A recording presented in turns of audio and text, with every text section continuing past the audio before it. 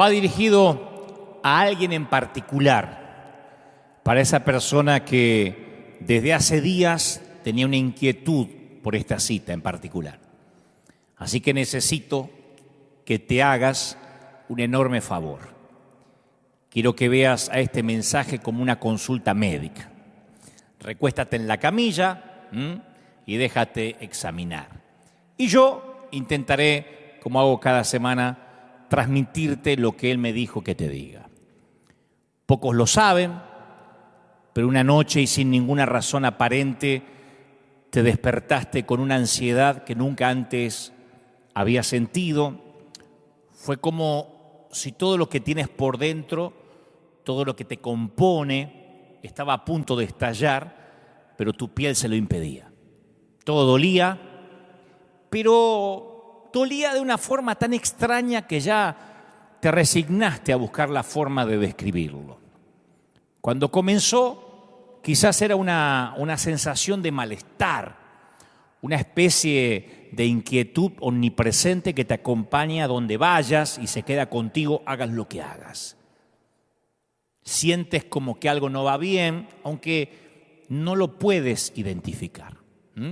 Es un estado de desasosiego que te priva de calma. Una infelicidad que no se marcha, que te enturbia los momentos agradables. Perdiste la risa y no sabes por qué. Y en esa insoportable sensación de querer que todo acabe, que el presente desaparezca, te sientes como flotando en la nada, ¿no? Es una suerte de displacer que te roe las entrañas y dejas de dormir. Yo pienso que de todas las manifestaciones de lo que te está pasando, esta quizás es la más cruel, porque si dejas de dormir, dejas de soñar. Al menos antes huías de ti mismo por las noches. Ahora ya no hay paz, no hay oasis posible, no puedes desconectarte de tus pensamientos, no te puedes escapar del malestar. Y al principio dejas de disfrutar, nada te satisface, todo te irrita, y cuando te das cuenta ya tienes el cuerpo de un zombi. Si te lastimas parece que no duele, como una callosidad emocional y física. Y esa insensibilidad parece proporcional a lo profundo del pozo en el que estás hundido. Porque cuanto más hundido estás, menos sientes. Cuanto más te desgarras por dentro, más te desconectas por fuera. Y con la capacidad de sentir, se van tus energías. Continúa, yo sé que has continuado. Hace un año que vienes así, pero en modo piloto automático. Haces la tarea de las casas, haces las compras, sales a trabajar, pero no estás ahí. La depresión duele. Y no es una metáfora. Hace mal, la sientes en el pecho, en la cabeza, en las entrañas. Y la gente de la iglesia nunca ayuda. Especialmente porque no te entiende, no entiende lo que te está pasando, ni le enseñaron a entenderlo. Entonces, cuando compartiste lo que te cuesta identificar qué te pasa, te dicen que te pongas a orar, que te pongas a cantar. Alguno arriesga a decirte que reprendas la depresión, que te des un baño, salgas a la calle, que leas la Biblia. Pero nadie puede convencerte que van a dejar de dolerte los golpes en medio de la paliza. Solo quieres que los golpes se acaben, ya. Y el tema es que no eres impermeable a los prejuicios de los demás creyentes. Porque si se sabe o se corre el rumor de que recibiste un diagnóstico de salud mental o que estás tomando pastillas, seguro que estás en pecado o estás endemoniado o atormentado por el diablo. Entonces no buscas ayuda porque te espanta ser diagnosticado y ser enjuiciado por la iglesia. Los prejuicios evangélicos, como lo hemos dicho aquí cada fin de semana, son un grave problema sanitario. Y por culpa de eso, buscas ayuda cuando ya estás muy metido en la crisis y tienes más dificultades para recuperarte. No la buscaste antes porque tenías miedo justamente a la crítica, al prejuzgamiento. Y la depresión duele de una forma completamente diferente a cualquier dolor físico que hayas experimentado. Yo estuve en esa estación de la vida. No se deja comprender. La depresión, la tristeza crónica no tiene una solución inmediata. No eres plenamente consciente de que algo anda mal hasta que algo se rompe en tu interior. Y después te diagnostican, porque tarde o temprano tienes que ir a un profesional. Y ahí la sospecha que tenías se convierte en certeza. Estás roto por dentro. Y lo peor es que no tienes la menor idea de cómo repararte. Y te niegas a pensar que tienes una enfermedad que te avergüenza contarle a otros cristianos. Pero la tienes. Y no se soluciona con un par de suturas, con 2, 3 puntos. Ni con que te oren imponiéndote las manos. Ojalá fuera así de fácil, pero no lo es. Entonces, la primera pregunta es, ¿cómo reparas algo que sabes que está dañado, roto, pero no sabes cómo está dañado ni en dónde lo está? ¿Cómo saber si debes rendirte ante esta nueva normalidad? Decir, bueno, se ve que a partir de ahora voy a morir así, triste y depresivo, o tienes que resistir y pelear. La depresión es como estar condenado a vivir contigo mismo cuando sabes que eres tu peor enemigo. Te convierte en la jaula de la que más quieres escapar, pero no puedes hacerlo porque se trata de ti. Es un camino a través de la oscuridad. No hay señales, no hay vistas panorámicas. Capaz que hace más de un año que no ves un destino claro. Y todo lo que define tu cielo es una nube gris. La depresión es, querramos reconocerlo o no, es un asesino silencioso, un parásito del corazón. Es un parásito, una larva de la mente. Pues sabes que deprimir significa, como el término lo dice, hacer más pequeño lo que normalmente es. Y yo sé que hubo un momento en que solo deseaste una noche de sueño sin interrupciones. El mensaje de hoy va para alguien que hace noches y noches que no puede dormir seguido 6 horas. Y lo que es peor, por la mañana no sientes deseos de vivir. Y claro, te despiertas, tienes que levantarte, pero porque te toca, no porque quieres. ¿Y sabes qué es lo peor? Que el Señor me mostraba esta semana que casi nadie te predica sobre esto. Casi nadie nos predica sobre esto. Cuando yo pasé momentos de estos, no me hablaron, no me decían que esto es parte de lo que me podía ocurrir. Solo nos hacen repetir frases ridículas y pretenden que nuestra tristeza se vaya así, por la mañana. Pero la depresión es una condición humana que no respeta la estatura espiritual de nadie. Grandes héroes cristianos sufrieron depresión. Grandes líderes pelean con la tristeza. Lo que pasa que muchos lo disimulan bien. O continúan, o respiran hondo y sacan fuerza de algún lugar, pero hay un momento que terminan rotos, quebrados, quemados. Se acabó el verano, se terminó la primavera, y este mensaje es para los que están viviendo un invierno eterno. Sientes como si te hubieses mudado a la Antártida, al Polo Norte o al Polo Sur, el que te guste más. Pues es que el Señor le dijo a Noé que él y su familia iban a ser librados de la destrucción venidera. Todos conocemos la historia de Noé, pero que iban a ser la esperanza del mundo. Y Dios le dice, yo establezco mi pacto contigo, le dice a Noé, y con todo ser viviente. De este momento en adelante yo estaré contigo, te daré una señal de mi pacto, que es el arco iris. El arco iris que no lo inventó la comunidad gay. Eso ya estaba en las Escrituras hace muchísimos años, cuando Dios lo puso como pacto de que no se iba nunca más a inundar la tierra. Entonces, cada vez que Noé veía el arco iris en el cielo, recordaba lo que Dios había prometido. Sabía que no estaba solo. Así que yo creo que Dios debe haber estado muy presente en los días de arco iris. Ahora, avanzamos unas pocas generaciones más. Un día Dios viene a un hombre que se llama Abraham y Dios le dice, yo voy a hacer un pacto contigo. De aquí en adelante ustedes serán mi pueblo y yo seré su Dios. Yo estaré contigo y te daré una señal del pacto. Y esta va a ser la circuncisión. Yo mientras meditaba en esto digo, me imagino a Abraham diciendo, ¿y no hay más arcoíris? ¿No tendrás un arcoíris? Tiene que ser circuncisión el pacto. ¿No podríamos usar un anillo, un apretón de mano secreto o algo así? El día que Abraham se enteró de que había un pacto con él, se enteró también que era muy doloroso este pacto, ¿no? No era como el de Noé, pero fue inequívoco el pacto. Dios fue muy claro también con Abraham. En los días de arco iris es difícil no ver la presencia de Dios, porque está ahí el arco iris. O el pacto que Dios hizo con Abraham.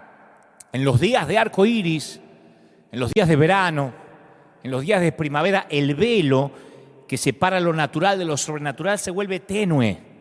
Yo nunca tuve una experiencia como la de Noé, como la de Abraham, si no te la contaría, pero nunca tuve.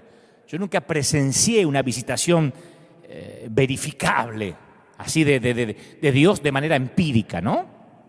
Nunca he tenido una experiencia con Dios que incluya el departamento de efectos especiales del cielo. O sea, Dios me ha hablado, pero nunca sentí un trueno y me sentí volar y que estuve levitando sobre mi cama. No me ha pasado. Pero he tenido algunos lugares tenues en la tela de mi vida. En los días de arco iris oramos, creemos que Dios nos oye, esos días de fe. En esos días que parece que Dios nos habla de manera muy personal todo el tiempo, ¿no? Que el pecado ni siquiera nos parece tentador.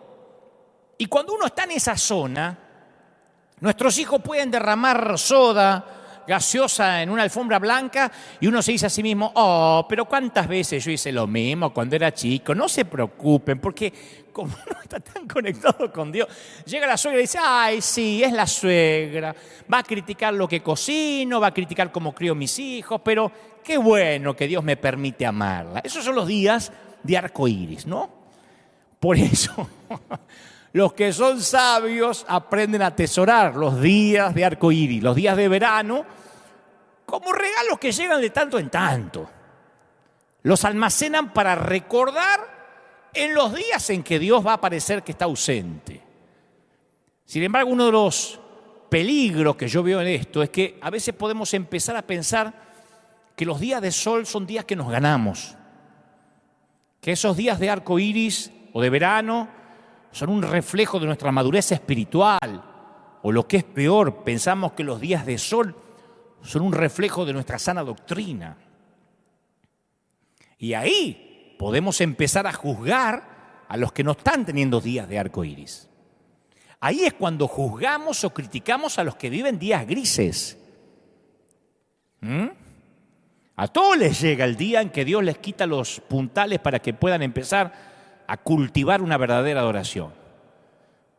A todos Dios los lleva a esos inviernos donde Él pretende que tengas la fuerza para avanzar sin la ayuda de las emociones, de los efectos especiales del cielo. Entonces sucede que durante algunas temporadas de la vida espiritual caemos en el modo mantenimiento. Cuando todo va bien, cuando todo es verano o el verano se extiende, estoy hablando de verano en términos espirituales, ¿no? Ya a esta altura se entiende. Ahí es cuando la vida espiritual se vuelve rutina. Claro, son esos tiempos donde no hay ninguna crisis seria, ningún problema demasiado obvio, pero tampoco hay avances mayores. Nuestra participación en la iglesia es mecánica. Cuando los problemas ya se introducen, nuestra respuesta instintiva es preocuparnos en lugar de orar. Ya cuando los chicos derraman soda o gaseosa en la alfombra, ya no somos tan ecuánimes, hacemos un escándalo, explota la alfombra y nos sale el Hulk de adentro. Ahí nos damos cuenta que estamos irritables y no nos damos cuenta cómo llegamos ahí. ¿Qué produjo que estemos en modo piloto automático? El verano. No necesitamos orar tanto, ni tampoco probar nuestro carácter. Vos sabés que hay un renglón fascinante en Primera de Samuel que describe la condición de Israel en los días finales de la era de los jueces. Claro, muchos de los hechos que habían hecho al pueblo consciente de su dependencia en Dios ahora eran historia. El faraón fue derrotado hace mucho tiempo atrás, Los 10 mandamientos eran noticias viejas, el maná, un artículo de coleccionista. Entonces, la era emocionante de Moisés y de Josué había quedado atrás. Y el pueblo se estableció en la tierra que Dios les había prometido. Todo había quedado atrás, el tiempo de los milagros. Y el escritor describe el clima espiritual en estas palabras que te hielan la sangre. Es solo un renglón, pero te hiela la sangre. Escuchá, en esos tiempos no era común oír la palabra del Señor. En esos tiempos no era común oír la palabra del Señor. No era común, no dice que era inexistente. No era que había un silencio de Dios, como desde Malaquías hasta San Mateo. No era común oír la voz de Dios. El pueblo no estaba en una rebelión seria. El tabernáculo sigue abierto para la adoración, todavía se elevan oraciones, los sacrificios todavía se ofrecen. Pero este tiempo es un verano que hizo que la gente se acostumbrara. Los cielos declaran la gloria de Dios, pero el pueblo está como cambiando de canal. Como decimos acá siempre, lo sagrado se les volvió común. ¿Viste que cuando al principio comenzamos a llevar un nuevo reloj, lo sentimos en la muñeca constantemente y después ni siquiera nos acordamos que está ahí? Porque el cuerpo se acostumbra. Cuando la gente se muda a una casa nueva, hace una lista de cosas que hay que reparar, remodelar, porque el aspecto de esas cosas es intolerable. Decimos, hay que cambiar esto y esta ventana no me gusta. A veces compramos o rentamos una casa que tiene el gusto del dueño anterior o del inquilino anterior. Y decimos, no, esto hay que cambiarlo. 5 años después, a lo mejor todavía tenemos la misma lista y la falta de reparación ya no nos fastidia. Está bien, nunca cambiamos la ventana, lo provisorio quedó provisorio. O sea, aceptamos la vida espiritual en modo mantenimiento de la misma forma. Lo racionalizamos porque pensamos, bueno, yo no estoy metido en ningún pecado serio, escandaloso, no he hecho nada para poner en peligro mi ida al cielo, me va bastante bien. Y nos olvidamos que Jesús nunca dijo, yo he venido para que a ustedes les vaya bien. Entonces tenemos un desorden de déficit, de atención espiritual, que Dios tiene que irrumpir porque nos ama. Tengo en tu contra, le dijo Jesús a la iglesia de Éfeso, que has abandonado tu primer amor. Entonces, ¿por qué Dios no nos da un arco iris los 7 días de la semana para que no abandonemos el primer amor? ¿Por qué no nos envía sueños o no sé, o epifanías a todos nosotros cada noche? ¿Por qué los creyentes no nos levantamos anoche? Dios me habló, anoche se me paró al lado de la cama. ¿Por qué? ¿Por qué no nos enciende una zarza en cada esquina? Yo me crié en congregaciones así donde la espiritualidad se medía por las epifanías que cada uno tenía, y cada uno venía y contaba un testimonio más grande que el otro. A mí Dios se me presentó anoche, al lado de la cama, rubio, ojos azules. Ajá, yo lo vi pelirrojo, dice la otra. O sea, cada uno tenía una experiencia extrasensorial para contar. Bueno, esto no suele ocurrir. Y tal vez se deba a que Dios quiere que aprendamos a verlo en lo ordinario antes que depender de lo extraordinario. A lo mejor se debe a que si Dios tuviera que usar efectos especiales cada vez que quiere hablarnos, si cada vez que Dios te quiere hablar o dar unción, te la tiene que dar los gritos con música de fondo, reciba, reciba, reciba, ahora, ahora, ahora, ahora, para que vos escuches, es como una madre que entrena a su hijo a prestarle atención solo cuando ella le grita. Un hijo que no aprende a escuchar el susurro de la madre tiene un problema auditivo o la mamá tiene un gran problema para educarlo. Entonces Dios quiere enseñarnos que esas temporadas de incertidumbre, esos momentos de depresión, de tristeza, yo sé que has escuchado todo y nada te llena, pero dame una oportunidad. Esos momentos son oportunidades para crecer. Vos decís, la incertidumbre, la duda me va a hacer crecer. Yo hasta dudo que voy a ir al cielo. Sí, mira, hace poco en una conferencia de prensa le hicieron una pregunta a Marcelo Bielsa. Lo conocemos los argentinos como el Loco Bielsa.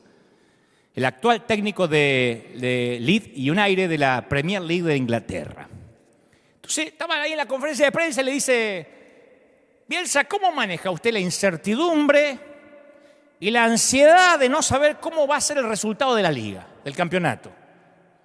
Y la respuesta de Bielsa, que siempre son geniales, fue inolvidable. Dijo: si lo que vos estás buscando, viejo, es certeza, elegiste el deporte equivocado. El fútbol no es certeza. Claro, el no saber no quiere decir que estás condenado a la ansiedad. Yo te voy a decir algo: el no saber exige confianza, exige tener fe. No sabes lo que te va a pasar mañana ni el mes que viene. Bienvenido a la raza humana. Dios nos hizo de modo que podamos saber el puntaje final de ayer, pero no sabemos lo que va a pasar mañana. Eso no quiere decir que estamos condenados a la ansiedad. Quiere decir que si lo que estás buscando es certidumbre, es saber, bueno, elegiste ser parte de la especie equivocada. Aquí abajo hay que andar por fe, no se puede andar por vista. Entonces nosotros queremos ser capaces de predecir, queremos tener el control, pero el mundo de las personas es otro mundo. Cuando se trata de gente, confiar es mejor que controlar. Una de las primeras cosas que yo tuve que aprender como líder de una congregación, que yo no tenía que controlar a nadie, que tenía que enseñar y confiar. Es la única forma de hacerle honor a la libertad y a la dignidad de una persona. ¿Qué hace uno cuando confía en alguien? Corre un riesgo, ¿o no? Voy a un restaurante que vos me recomendaste. Y estás corriendo un riesgo, y yo también corro un riesgo. Corres un riesgo al recomendarme si no me gusta, y yo corro un riesgo en creerte. Leo un libro porque me decís que es bueno. Yo te cuento un secreto y veo si eres capaz de mantenerlo de manera confidencial. Corro un riesgo. Te pido que seas mi amigo. ¿Me vas a traicionar? Te invito a que seas mi socio en el negocio. ¿Me vas a hacer fracasar? ¿Qué sé yo? La confianza es algo que tiene lugar entre las personas. La confianza es lo que mantiene unido al mundo de las relaciones personales.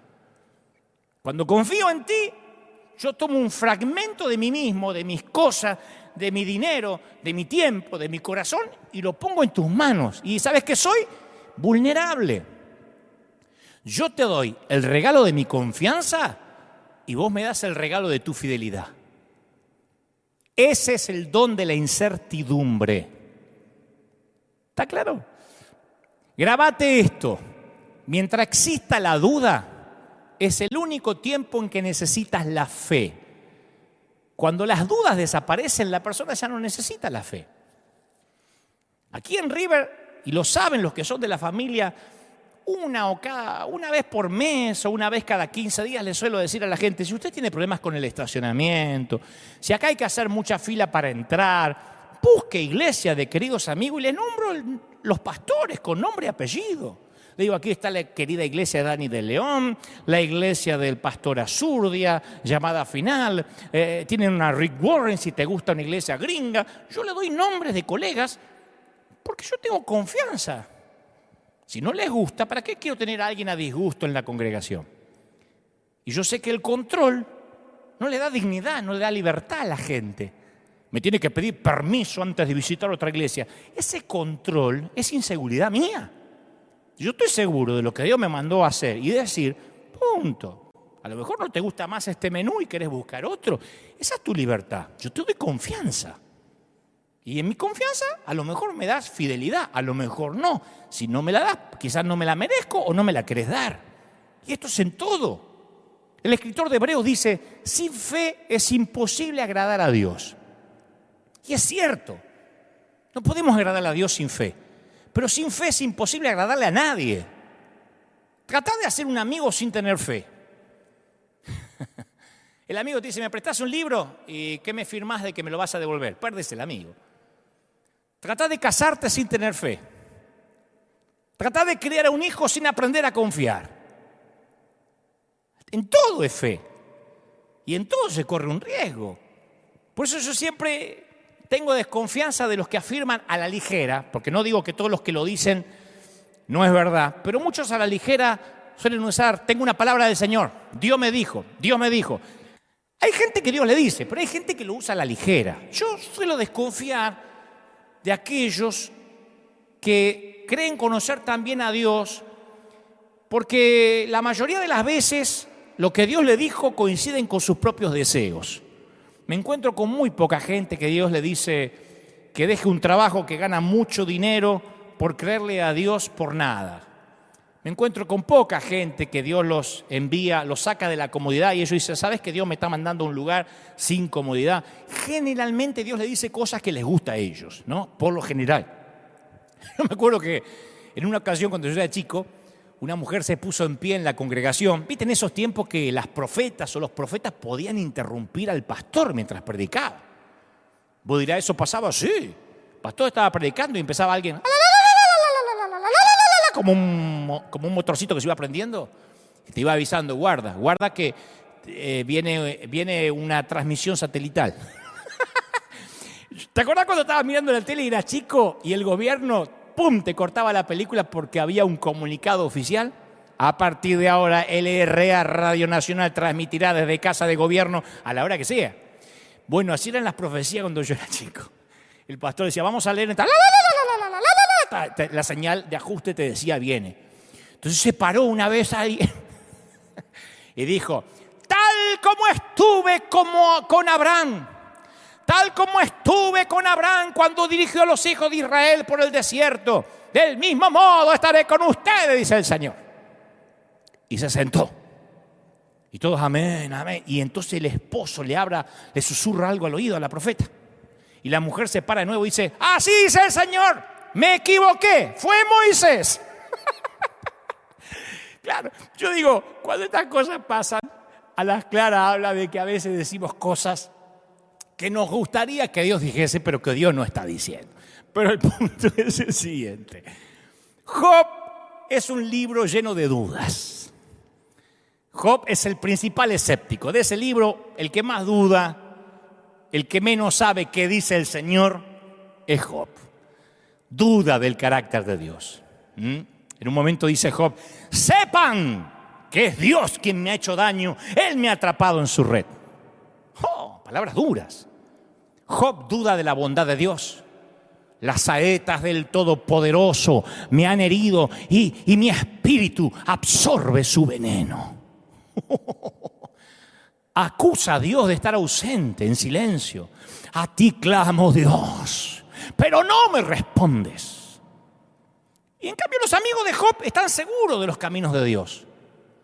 Tratan de hablarle a Job en nombre de Dios para curar su duda.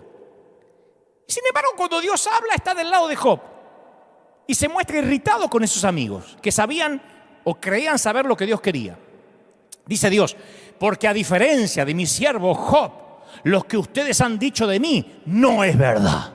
Entonces yo veo que de alguna manera hay más fe en la confusión y en la duda honesta de Job que en la certeza santurrona y religiosa de los amigos. Porque los religiosos siempre carecen de humildad, de la incertidumbre. Viste que siempre hay gente que sabe lo que Dios piensa, sabe lo que a Dios le agrada, sabe la música que a Dios le guste, sabe la ropa que te tenés que poner que a Dios le agrada. Conocen todo. Yo creo que si baja Dios y dice, te voy a decir lo que me agrada. No, yo sé lo que te agrada, así que cállate la boca. Porque ellos saben lo que piensa Dios, lo que siente Dios, lo que va a decir Dios, lo que va a hacer Dios. Todo saben. Claro, y no aprenden porque la incertidumbre es lo que nos hace aprender. Y algunos, en algún momento lidiamos con las dudas, las tratamos de reprimir, las sofocamos, porque pensamos que está mal. Pero la incertidumbre es un aguijón que necesito para examinar no solo la evidencia, sino también mi corazón. Yo te digo una cosa, a mí me es más fácil creer en Dios en los días de sol, ¿cómo no? Cuando es verano la vida es fácil, en el invierno se complica. Capaz que podés mudarte a alguna parte del mundo para evitar el clima frío, capaz que decís me voy a vivir a Cancún, a Florida, pero no hay un lugar en el que puedas mudarte para escapar del invierno espiritual. Y necesitamos aprender a aferrarnos a Dios cuando parece que Dios nos ha soltado.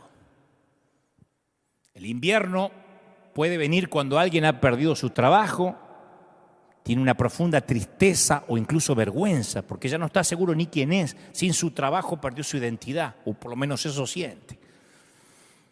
El invierno puede llegar el día que te llega la noticia del resultado del laboratorio médico.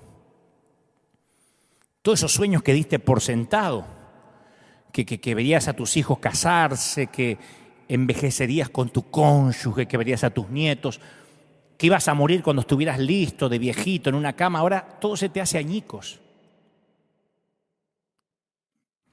Tal vez el invierno viene cuando te sientes que fracasaste como papá, que eres abuelo y ningún nieto te quiere ver, porque tu hijo le habla mal a tus nietos.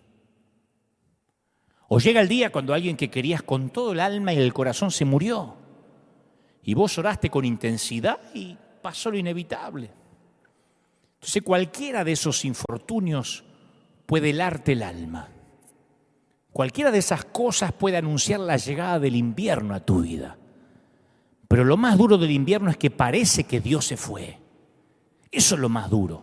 Lo demás te lo aguantás, pero cuando parece que Dios se fue. El salmista decía, ¿por qué me rechazas, Señor? ¿Por qué escondes de mí tu rostro? Hablamos de eso la semana pasada. Ese es el dolor más grande del salmista. Vos sabés que hay ciertos libros de la Biblia, Eclesiastés, Lamentaciones, muchos de los salmos son libros invernales. Pero en toda la historia humana nadie ha incorporado el invierno más que Job. Cuando uno va a la historia de Job, al principio es como debería ser. Dice Job, era un hombre recto, intachable, que temía a Dios y vivía apartado del mal. Tan cauteloso era el tipo que ofrecía sacrificios diarios por sus hijos. Decía, por si acaso estos vagos pecaron. Tal vez estos cabezas de termo pecaron, así que por las dudas yo voy a ofrecer un sacrificio. O sea que no solo estaba pendiente de él, sino de la familia. Y la cantidad de bendiciones que recibe Job es proporcional a la cantidad de obediencia que ofrece. Al tipo tendría que haberle terminado bien sus días. Con la vida que tenía que haber vivido un eterno verano, ¿o no? Temeroso de Dios, nunca dejaba de ofrendar, amaba a Dios, recto. ¿Por qué no vivió un eterno verano? Primavera al menos. No, el invierno le llega a Job. Y el invierno es una temporada en donde cosas muy malas le suceden a un hombre muy bueno. Hay una disputa entre Satanás y Dios, y a Satanás se le permite desatar el caos, el invierno en la vida de Job. Ahora vos imagínate un teatro con dos escenarios, un escenario más abajo y otros más arriba. Como estás leyendo el libro, estás viendo los dos escenarios. Somos testigos preferenciales. Es esencial esto en el relato, porque nosotros sabemos lo que pasa en ambos escenarios, lo que pasaba en el cielo, pero lo que está en la tierra, en el caso de Job, ellos no saben lo que pasa en el cielo. Todo lo que ellos pueden ver es lo que está sucediendo ahí en la tierra. Entonces todo lo que Job sabe es que perdió su ganado, su riqueza, sus criados y sus hijos. La pregunta clave en el escenario superior, de hecho la pregunta clave de todo el libro de Job, viene cuando Satanás le pregunta a Dios, ¿y acaso Job te honra sin recibir nada a cambio? En otras palabras, Satanás está diciendo, Job es devoto a ti y te adora porque le conviene a sus intereses. Satanás está acusando a Dios de ser ingenuo. Le está diciendo, te timaron. Job te timó, es un estafador. Te adora porque le das. ¿Tú piensas que Job te ama?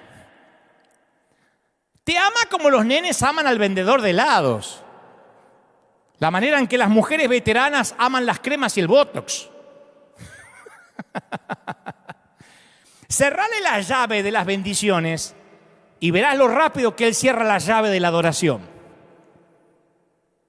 Y eso es lo que Dios le permite hacer a Satanás, que le cierre la llave de las bendiciones. Viene la mujer de Job y lo maldice, dice, maldice a tu Dios y morite, maldecilo a Dios y morite. Siempre miramos esta declaración de la mujer como diciendo, qué arpía, qué bruja. Pero yo la entiendo en un punto. Esta mujer perdió todo lo que tenía, incluyendo a sus hijos. Esta mujer está muy dolorida. Y el dolor te hace sentir cosas demasiado feas y odiosas.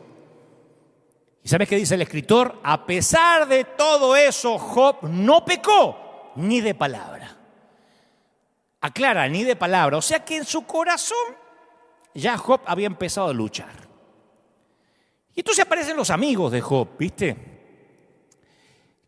Que oyeron todo lo que a Job le estaba pasando. Job antes era famoso por su riqueza, por su grandeza, ahora es famoso por sus problemas y su sufrimiento. Ya no subía fotos felices con la familia en Instagram. Y como desapareció de las redes y no había tantas fotos familiares, se preocupan los amigos. Y es tan fuerte el amor de los amigos,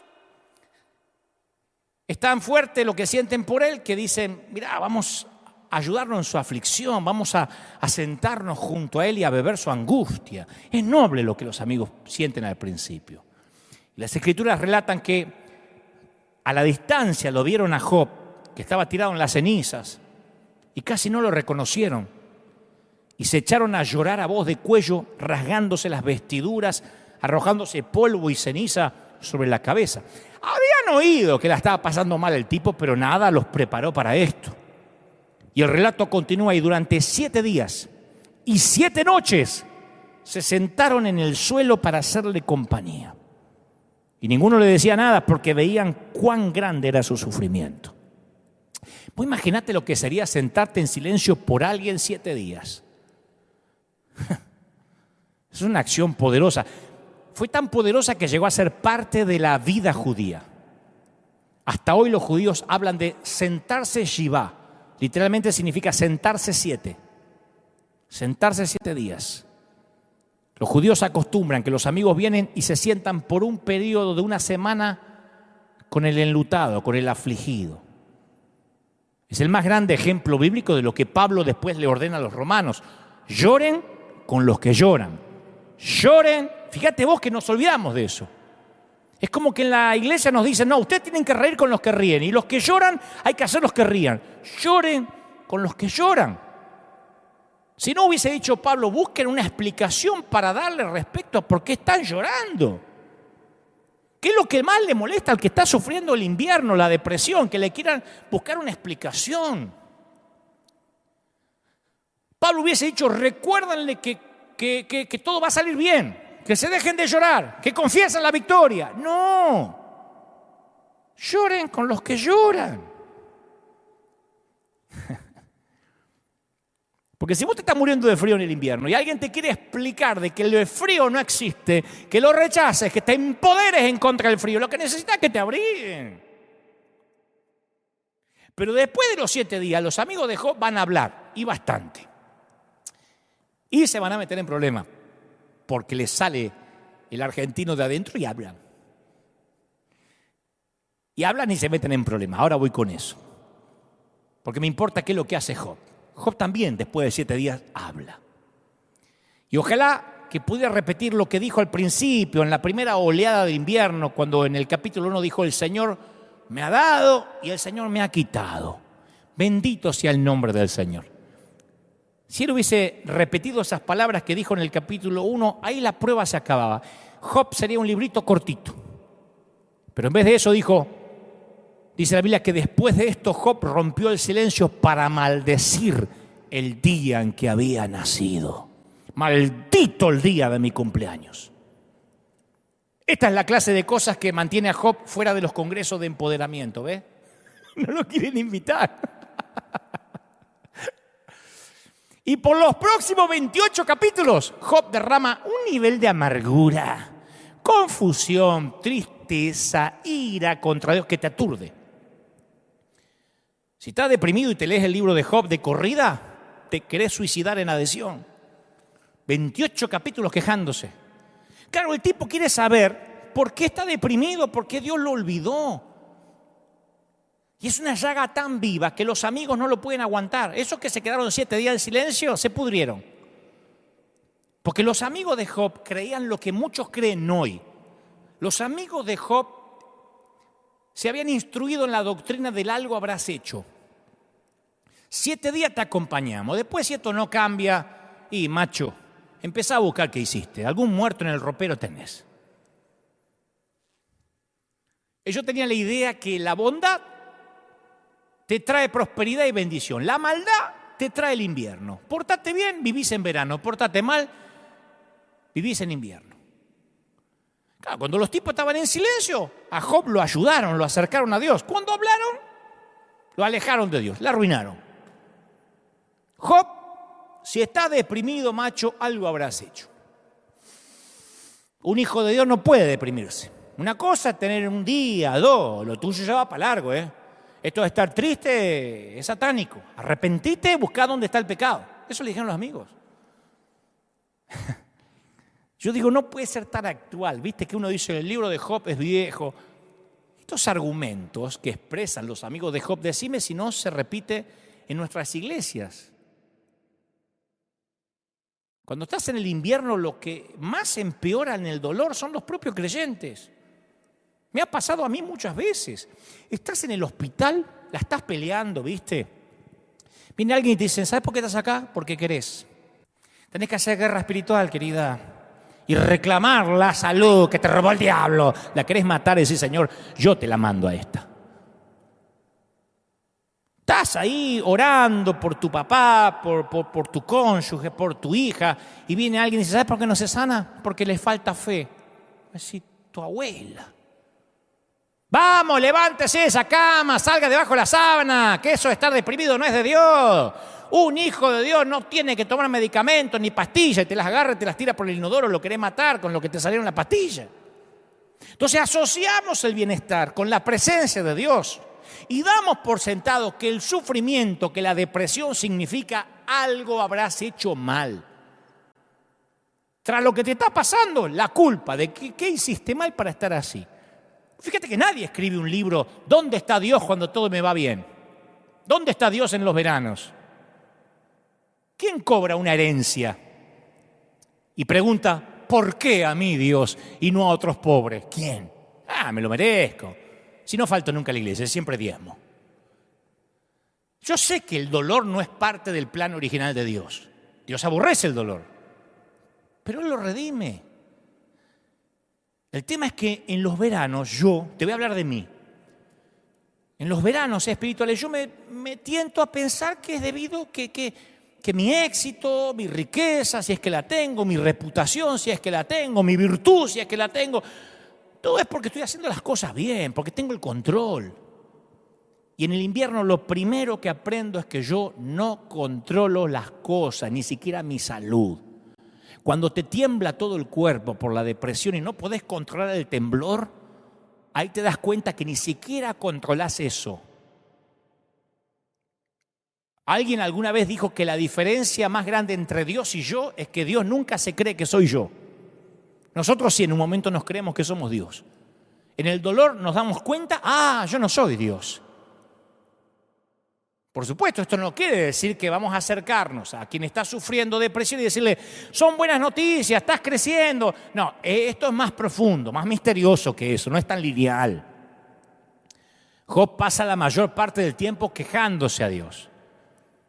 Y en los libros de invierno de la Biblia, la mayoría de las personas se queja. Fíjate esto, cual si fuéramos ovejas, nos has entregado para que nos devoren, Señor. Nos dispersaste por las naciones. Vendiste a tu pueblo demasiado barato y no ganaste nada con esa venta. Todo esto nos ha sucedido. Estoy leyendo el Salmo, o estoy recordando el Salmo 44:11. Todo esto nos pasó a pesar de que nunca nosotros faltamos a tu pacto. Está en la Biblia. Nos vendiste y no ganaste nada. Nos remataste.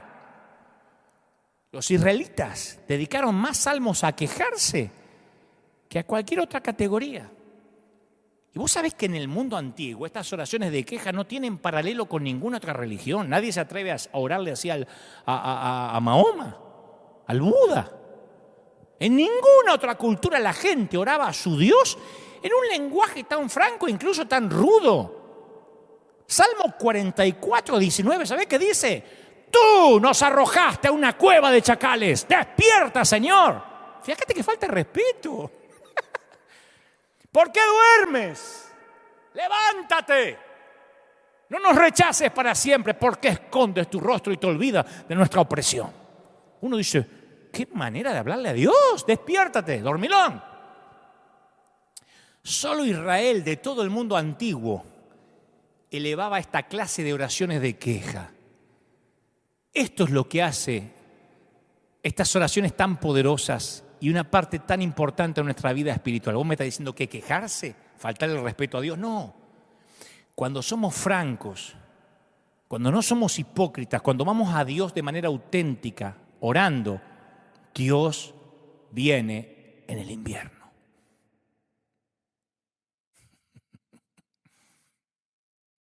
Tal vez venga de maneras inesperadas. Yo conocí a un tremendo líder, tremendo predicador, acaso uno de los mejores que haya conocido, que sufría de depresión neurótica. Muy pocos lo sabían. Y en cierto punto de su vida dejó de predicar porque no se sentía calificado, se ocultó. Y gracias a la ayuda de psiquiatras, de profesionales, algunos cristianos, otros no, logró salir adelante. Pero él sabe que no puede bajar la guardia porque si le da mente a lo que a veces, no quiero decir lo atormenta, pero lo que a veces lo preocupa, vuelve a perder el eje. Y él suele contar a los íntimos, tomo un medicamento que me limpia toda la basura que se me acumula en los canales de mi cerebro por la noche y me da la posibilidad de un nuevo comienzo cada mañana. Así que cada vez que trago cada cápsula, lo hago con gratitud a Dios. ¿Por qué cuento esto? Porque a veces pensamos que la quimioterapia, que un medicamento, que la diálisis, que la insulina, las pastillas para el colesterol, son una señal de una fe débil en Dios. Si tomás algo para el colesterol es porque te falta fe. Si hubieses orado se te iba el colesterol. En el subconsciente creemos eso. ¿Sabés por qué te hacías diálisis? Porque no confiaste en que Dios te diera riñones nuevos por la noche. ¿Sabés por qué tomás pastillas para la memoria o para la depresión? Porque no confiaste, porque algo hiciste. Pero no dice necesariamente que esas pastillas, esa diálisis, esa quimio, esa insulina, son un sustituto de Dios. Dios está presente en los sabios, en los doctores, en los científicos que hacen la sinapsis, las neurotransmisiones del cerebro, las estudian para que funcionen bien. Capaz que la debilidad en realidad es rehusar, debido a nuestra ceguera y obstinación, la ayuda que Dios nos está ofreciendo. Capaz que la debilidad no es que tengas colesterol o que te suba el azúcar.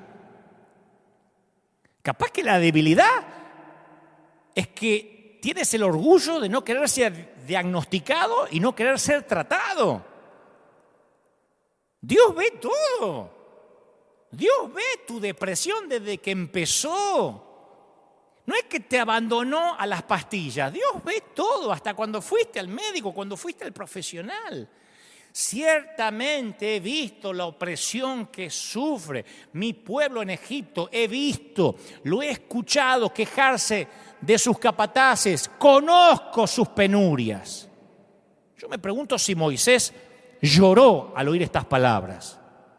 Cuando Dios conmovido dijo, he visto, los he oído llorar. Dios no es un rey que quiere que todos sus hijos sean bufones que lo hagan reír y que canten cantos de victoria. Él te ve llorar. Y sea lo que sea que te agobia, una larga enfermedad, quiebra, sufrimiento en la familia, divorcio, confusión en cuanto a tu carrera, una depresión que no podés explicar, una pérdida. Hace una pausa por un momento y oí estas palabras que el Creador te susurra, príncipe, princesa. No te angusties. Te he visto.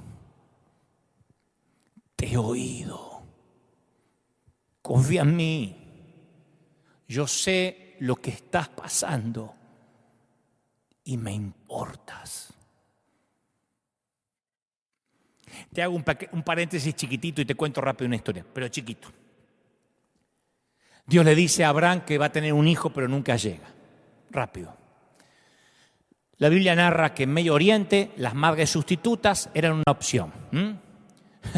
No había fertilización asistida, así que las madres sustitutas eran una opción para dejar descendencia. Sara le presenta un plan a su octogenario esposo y le dice: ve y acuéstate con la esclava Agar, y tal vez por medio de ella voy a tener hijos. La historia está en Génesis 16:2. Capaz que algún varón está diciendo: qué lindo que me propongan algo así, pero no era digno. Abraham y Sara van a buscar formar una nación mediante este método poco convencional que Dios no les mandó. Así que, y yo entiendo por qué Sara lo hizo, porque muchas veces nos cansamos de esperar, el invierno no termina y entonces ingeniamos un plan. Y si nos apuramos por abortar el lapso que dura el invierno, nos sale el tiro por la culata. Dice la Biblia: Abraham tuvo relaciones con Agar y concibió un hijo. Ella concibió un hijo.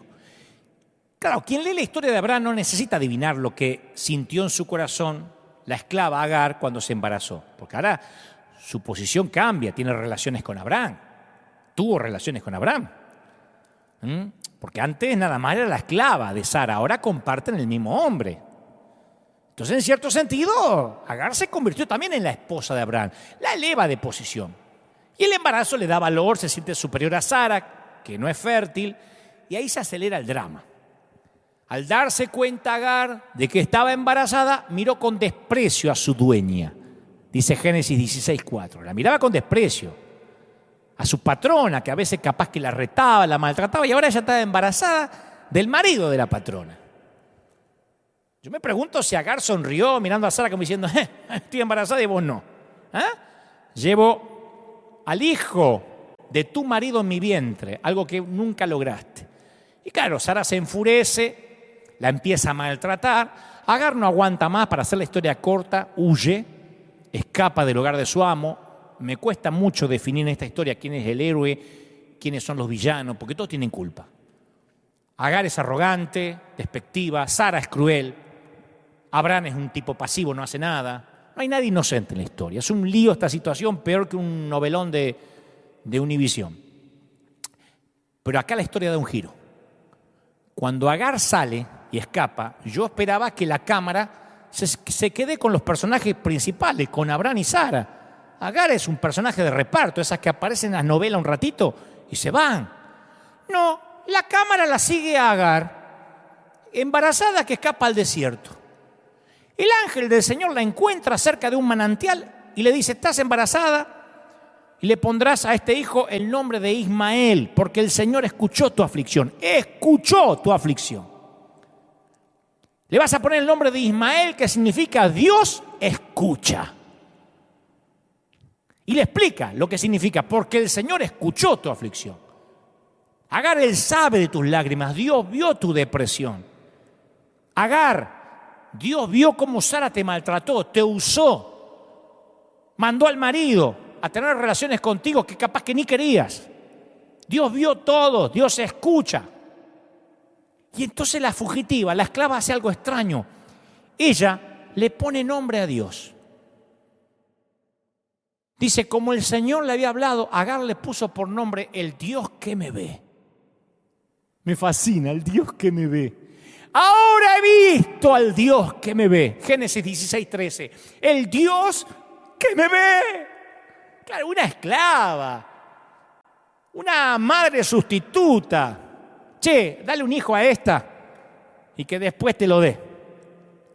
¿Qué va a pensar que Dios la está mirando? Actriz no de reparto, una extra que pasa por allá atrás de las cámaras. Dios la ve.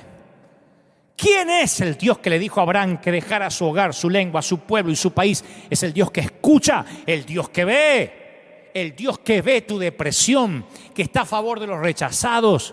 El Dios que está a favor de los que nadie ama. El Dios que ve los malos tratos a los que tuviste que someterte por años. Dios vio cuando el líder te maltrató.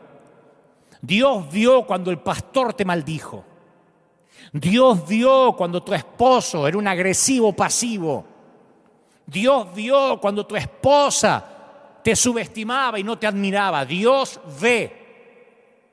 Alguien necesita oír esto. Dios ve. ¿Cómo no te va a ver? Bueno, cierro el paréntesis. Volvamos a Job para terminar. Job está convencido de que Dios lo ha dejado. Se queja de que en realidad lo que quiere es una oportunidad de verse cara a cara con Dios. ¡Qué cabezón! ¡Ah! Si yo supiera dónde encontrar a Dios, dice Job. Está enojado. En mi país diríamos, está calentito. Si pudiera llegar donde Él habita, expondría mi caso ante Él. Llenaría mi boca de argumentos. Tené cuidado con lo que pedís. Job recibe su deseo. Yo le voy a llenar de argumentos en la jeta, le voy a tirar los argumentos a Dios, dice Job. Y el Señor le respondió a Job desde la tempestad. Se desata una tempestad porque Dios no es que aparece ahí no apareció en un murmullo con angelito. Se desata una tempestad. ¿Vos querés pelear? ¿Vos sos macho? Ahora vas a ver lo que es el macho. Y aparece Dios. Y Dios no lo deja hablar. Le hace un montón de preguntas retóricas que Job no puede responder. Un cachetazo detrás del otro. Ahora voy a decir, ¿por qué Dios hace esto? ¿Porque abusa del más chiquito? No. Dios le quiere mostrar a Job que Él cuando bendice lo hace de manera extravagante y que nadie le gana a Él en bondad. Yo sé que nunca lo viste así, pero seguime. Job 38:25. En Job 38:25 le dice Dios a Job, porque Job ya está todo apichonado así.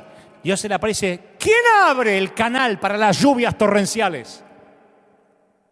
¿Quién riega las regiones despobladas, desiertos donde nadie vive? Para saciar la sed del yermo desolado y hacer que en él brote la hierba.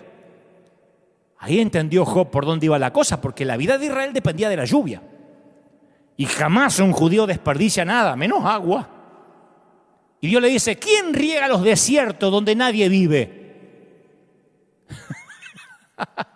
Dios le está diciendo, yo soy un Dios de gratuita bondad, generoso en exceso, amante de lo irracional, riego el desierto.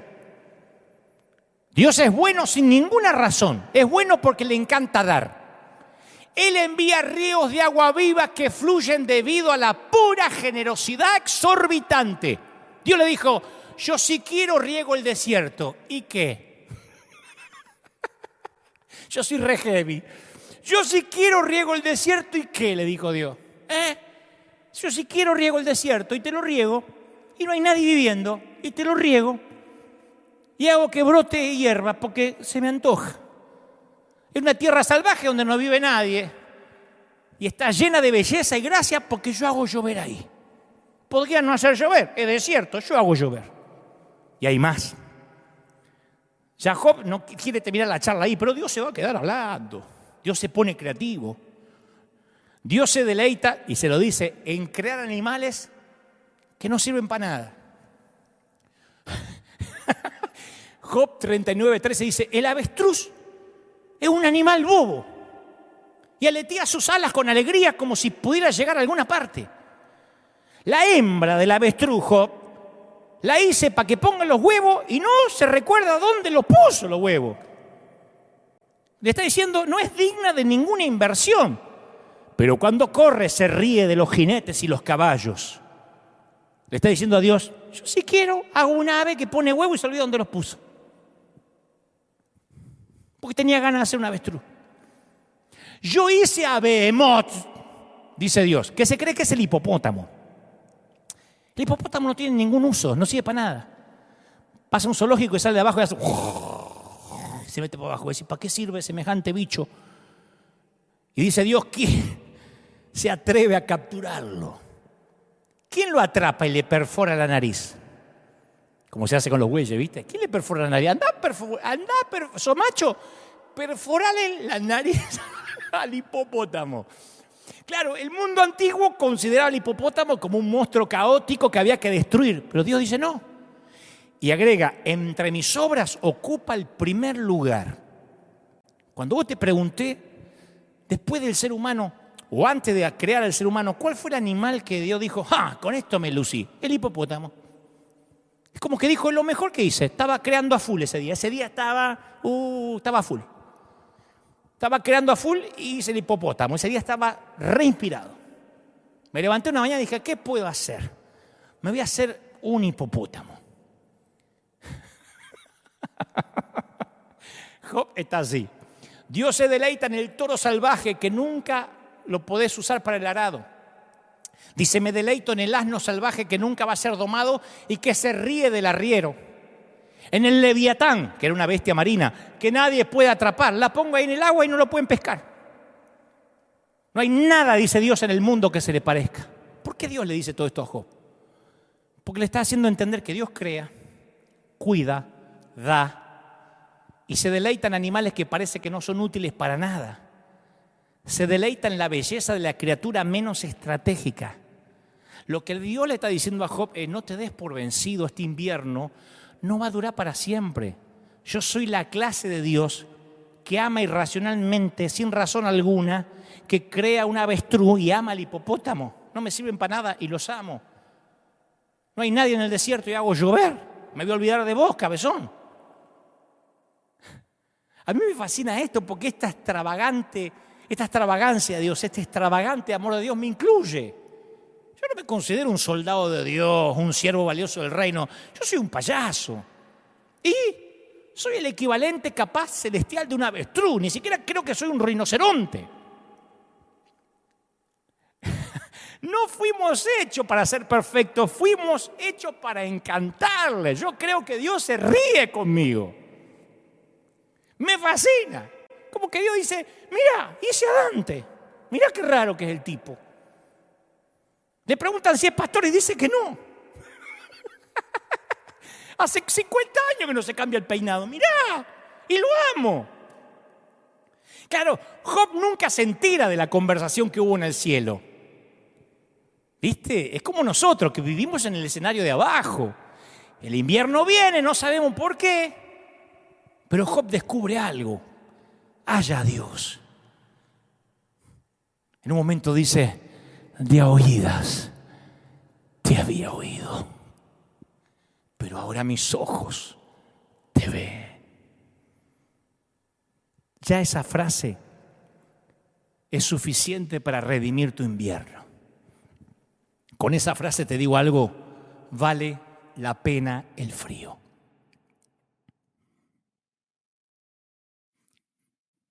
Cuando Dios vino a la tierra, vino un invierno.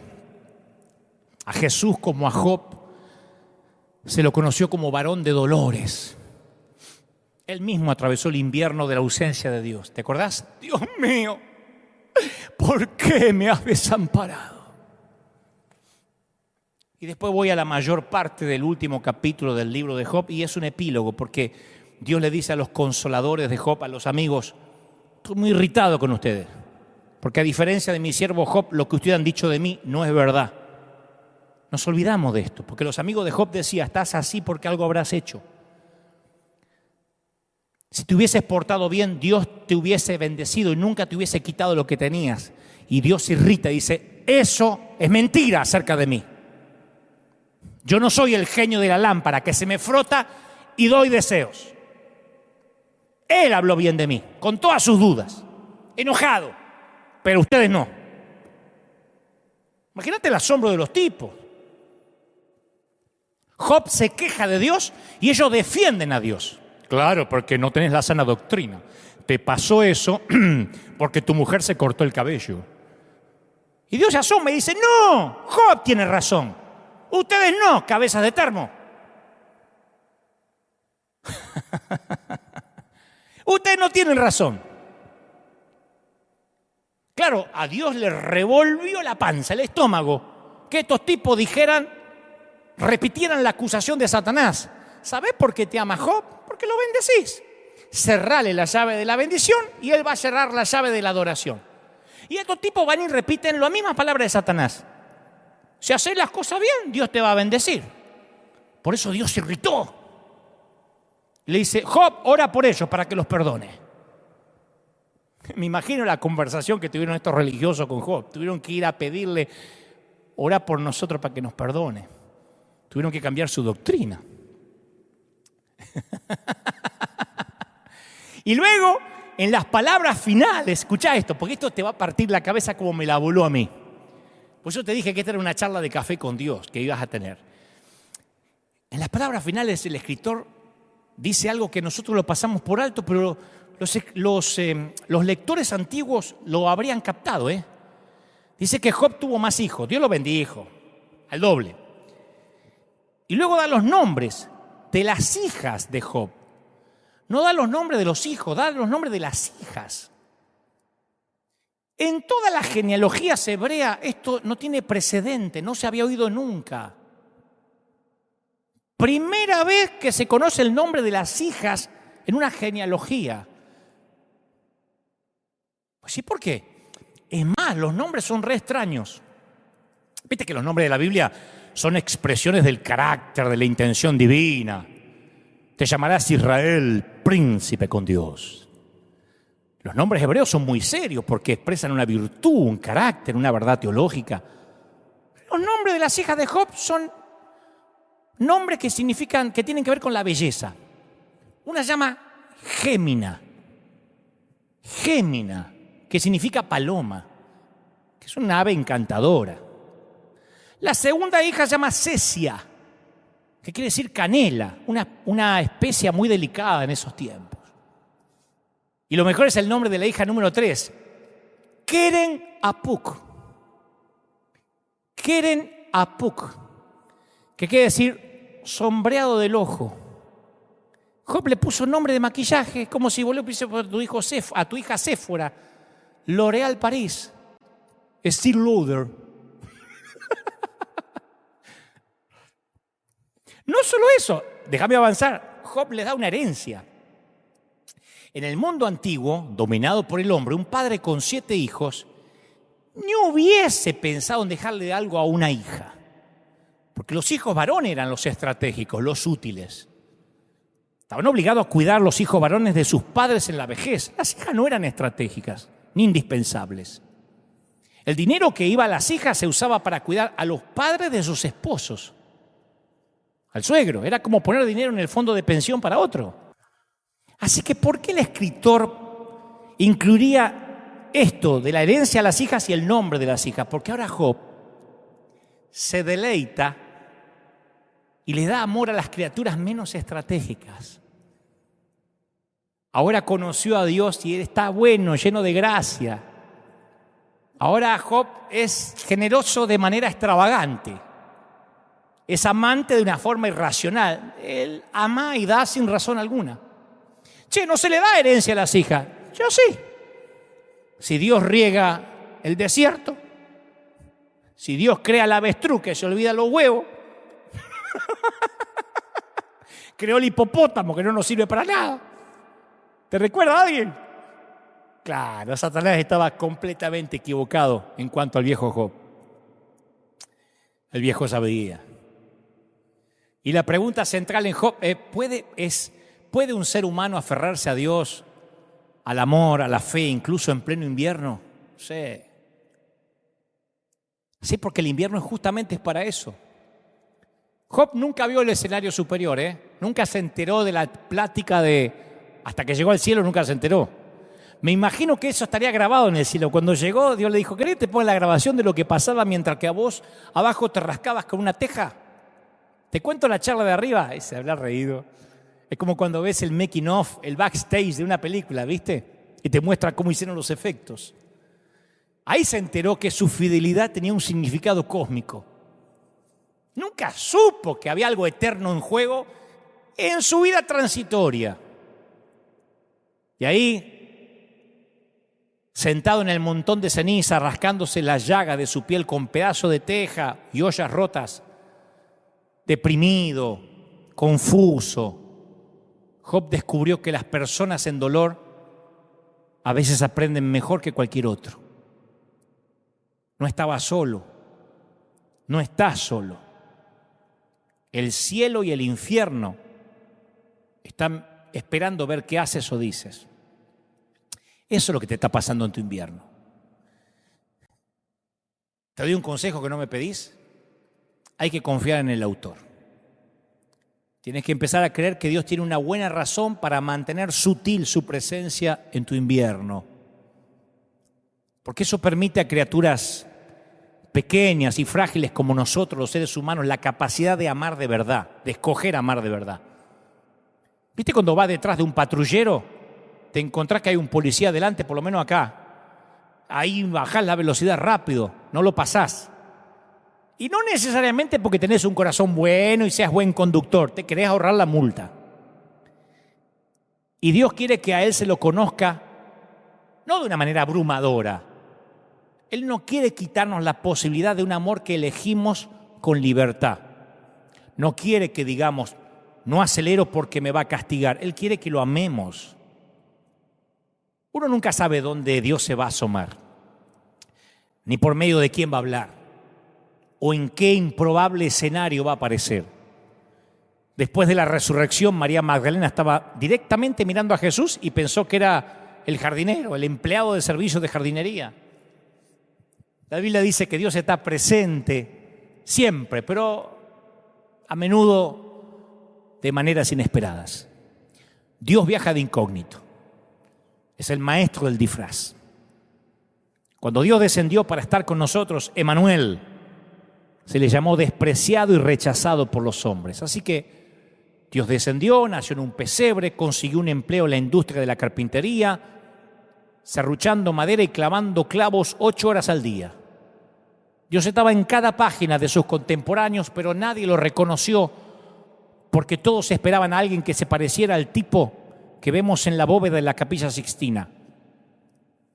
¿Dónde está Dios? ¿Querés que te diga dónde está Dios? Está justo al lado de tu cama. En medio de tu mesita de luz plagada de medicamentos. Ahí está, al lado de la insulina. Sentado al lado tuyo mientras que te cambian toda la sangre. Acariciando tus cabellos mientras te tapas la cara con la manta, echa un ovillito en el sillón. Se agazapa donde uno menos lo espera. Y Job pensó que tenía que controlar su vida, que podía controlarla teniendo una vida santa, ofrendando. Pobre. Él asumía que las bendiciones eran el resultado de su comportamiento. Pero aprendió una lección. Dios está a cargo, Job. Y Job decidió que Dios fuera Dios. Mira, yo no soy psiquiatra ni tengo un talonario de recetas, pero aprendí unos principios chiquititos que a mí me ayudaron mucho en la depresión y en la tristeza. Repetí conmigo. No tengo que revivir el ayer. Tengo que aprender de él. Y buscaré misericordia para mis errores del ayer.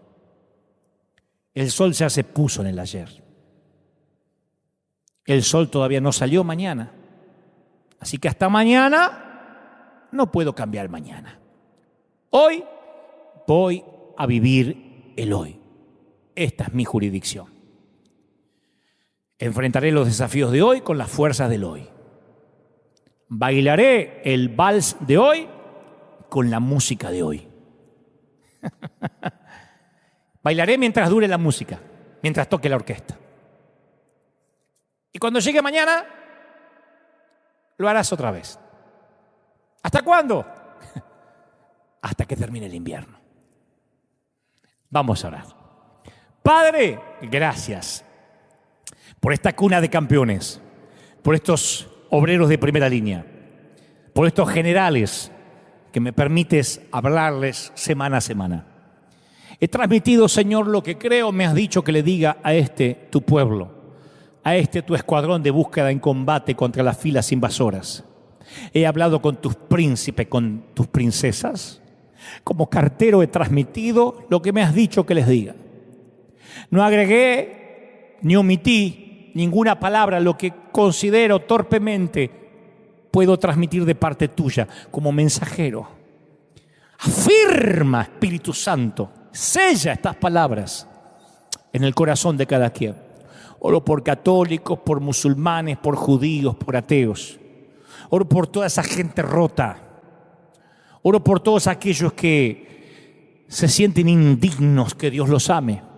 Por los que están en pozos depresivos. El Señor me dice que te diga que no estás solo. Me ordena a que no reprenda ningún espíritu de depresión. Me dice que me siente contigo 7 días a llorar juntos. Y eso haré esta semana, estaré contigo en el espíritu, sentado allí, para que sepas que hay un ejército entero que entiende lo que estás pasando. Oro por líderes. Sé que muchos pastores, esposas de pastores, evangelistas, profetas, maestros, qué sé yo, están en estados depresivos y han luchado para que no se les note porque interpretan que han perdido el favor, que la unción se les fue, olvidando que hay tiempo de reír y tiempo de llorar, veranos e inviernos, y que el invierno tiene que venir para que aprendamos a confiar en Dios más allá de las emociones. Te bendigo, mi siervo, te bendigo, consiervo, te bendigo, colega, te bendigo, mi amigo, te bendigo, soldado. Oro por todos los que están mirando desde cualquier parte del mundo, desde los 5 continentes. Oro para que la gloria del Espíritu llegue a los hogares, a las casas, para que cuando este invierno termine celebres y tengas como obsequio los días de verano y de arco iris, y cuando venga el próximo invierno digas: voy a crecer, voy a aprender. Oro para los que están hechos un ovillito ahora en una manta, bajo una manta, los que no se peinan, los que no se bañan hace días. Oro para los que no tienen ganas de comer ni de levantarse. Que Dios se revele a tu corazón y Él te muestra de que juega con tus cabellos, que juega con tus mejillas, que te dice: mi pequeño, mi pequeña, nunca te he dejado. Ni en el peor invierno te he soltado nunca. Y como dice aquella vieja historia, cuando miras hacia atrás y ves solos un par de huellas en vez de las 4 que solías ver, en vez de las 4 pisadas solo ves 2, no es que yo me fui, sino que yo te llevaba en mis brazos. Te ama el Señor. Te bendigo en el cuerpo, en el alma y en el espíritu. Que Dios haga resplandecer su rostro sobre ti. Que tengas una semana increíble. Que Dios permita que este mensaje se haga viral en tu corazón, que lo vuelvas a oír las veces necesarias hasta tanto termines de creerle al Señor. Te bendigo, que Dios te bendiga, que Dios te guarde. Familia, estamos atentos a lo que pueda pasar. Iglesia de River, gracias por estar ahí firme como talón de oso. Que Dios te bendiga. Nosotros, Dios mediante, nos encontramos aquí dentro de 7 días para transmitirte este mensaje de bendición. Nos vemos, gracias por estar ahí. Hasta la próxima y que tengas un muy buen final de domingo. Chao, hasta la próxima.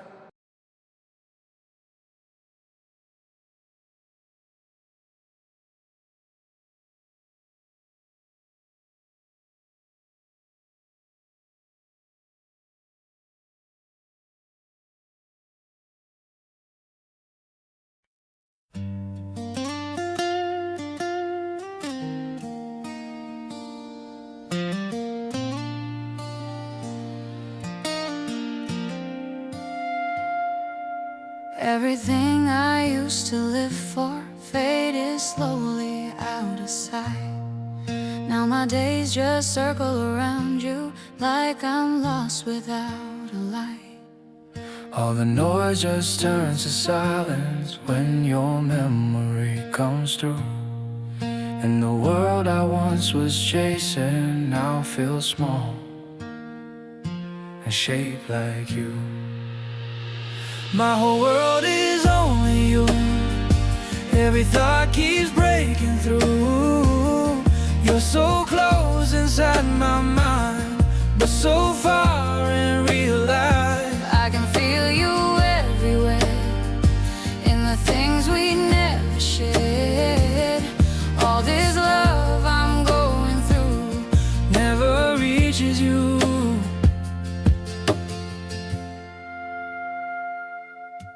Every image feels so real now, like you're standing next to me.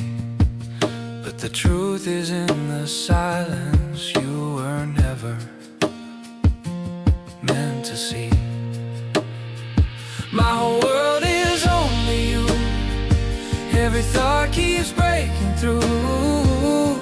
You're so close inside my mind, but so far in real life. I can feel you everywhere, in the things we never shared. All this love I'm going through never reaches you. If you felt it for a moment, would it change the way you stay?